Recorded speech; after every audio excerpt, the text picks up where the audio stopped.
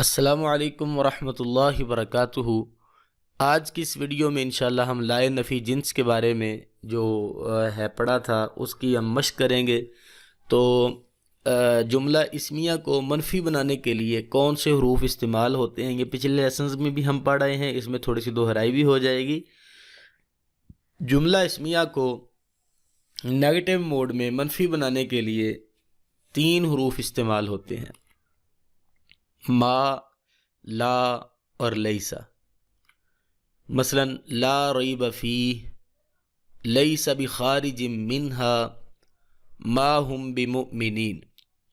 لا ریب فیہ نہیں ہے کسی قسم کا کوئی شک اس میں، لیسا نہیں ہے بخارج نکلنے والا منہا اس میں سے، ما نہیں ہم وہ بمؤمنین ایمان لانے والے نہیں ہیں وہ ایمان لانے والے۔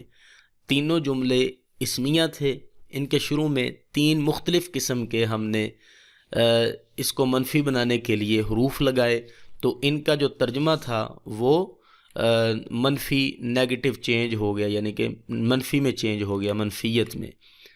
درج ذیل جملوں کو منفی بنائیں: زید فی البیت، رجل قاعد، تثریب علیکم۔ ترجمہ کیا ہے؟ زید فی البیت، زید گھر میں ہے، رجل قاعد آدمی کھڑا ہے، تثریب علیکم تم پر افسوس ہے۔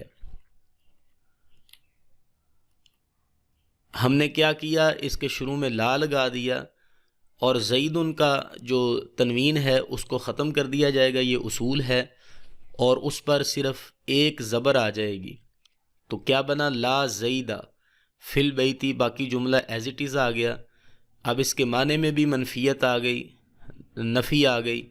نہیں ہے زید فی البیت گھر میں، رجل قاعد آدمی کھڑا ہے۔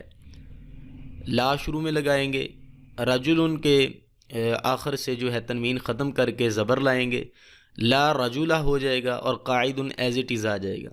نہیں ہے آدمی کھڑا، تثریب علیکم تم پر افسوس ہو، لا نہیں ہے تثریبہ کوئی افسوس علیکم تم پر۔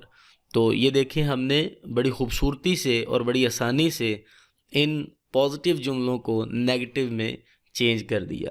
تو اسی طرح آپ قرآن پاک سے مزید بھی مثالیں ڈھونڈ سکتے ہیں، اور خود سے بھی کوئی جملے بنا کے ان کو نیگیٹو میں چینج کر سکتے ہیں۔